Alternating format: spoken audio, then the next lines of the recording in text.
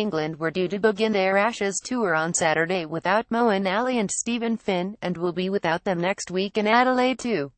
Scans showed that Finn's knee and, perhaps more worryingly, Moeen's side, require them to miss the second tour game, to be played with the pink kookaburra ball under lights. With Moeen so vital, the third and final warm-up, in Townsville before the first test in Brisbane that begins on the 23rd of November, suddenly shapes as a key game on England's tour. England are playing 13 this weekend. Only Ben Stokes misses out of the fit players, but the next two games, against a Cricket Australia 11, are first-class four-days. Given a rest and time with the medical staff, Moeen is expected to be fit for the third, but his injury will vex Trevor Bayliss and his team. He has been feeling discomfort in recent days, and has suffered side injuries in the past, notably at the 2015 World Cup. Mason Crane, uncapped, only 20 and, as with any leg spinner, a mighty gamble, is the only other spinner in the squad. Moeen is down to bat at number 7 too, and the loss of a second all-rounder would be a severe blow to England's hopes of retaining the urn. Initially, England feared the worst with Finn's injury, picked up batting in the nets on Thursday, but his condition improved sufficiently to remain with the squad over the next week. Then, a decision will be made over whether Finn, who was called up as a replacement for Ben Stokes, stays on his third Ashes tour. Either way, it appears Jake Ball and Craig Overton are the leading contenders for the final seam bowling spot.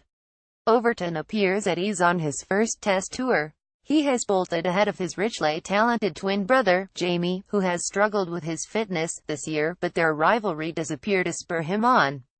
Jamie will travel to Australia over Christmas, perhaps even bowling at England in the nets on the road to fitness. "He's happy for me," said Craig. "We work pretty well together. He's been through a pretty tough few years and he's really happy with the way I've gone. Hopefully he'll be following in my footsteps. We were very competitive growing up. As you've seen, one person gets ahead and the other one sort of overtakes and vice versa. So we're very competitive, and I think that's very normal for twin brothers. You want to get the best out of each other." Overton dreamed of being an all-rounder and fields and bats impressively, admitting that the latter particularly gives him an edge. But he is on tour to bowl, and is impressing with his swing and rising pace. "I feel the time is right," he said. "My game's progressed really nicely over the last couple of years, so hopefully it feels like the right time and I can take my chance if it comes." Over those 2 years he has come to, since he found himself in hot water for telling Asher's 80 to fuck off back to your own country in a county championship match at Hove. "That was a turning point," he said, having worked with a psychologist. "I've calmed down over the last couple of years and I think what happened has made me realize you can't go on acting like that. It's matured me, which I'm really happy with, and I've moved on from that."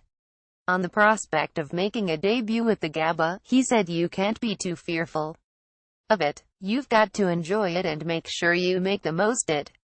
Still, the scale of the task ahead does not appear lost on Overton, perhaps because the Precious trash-talking is well underway.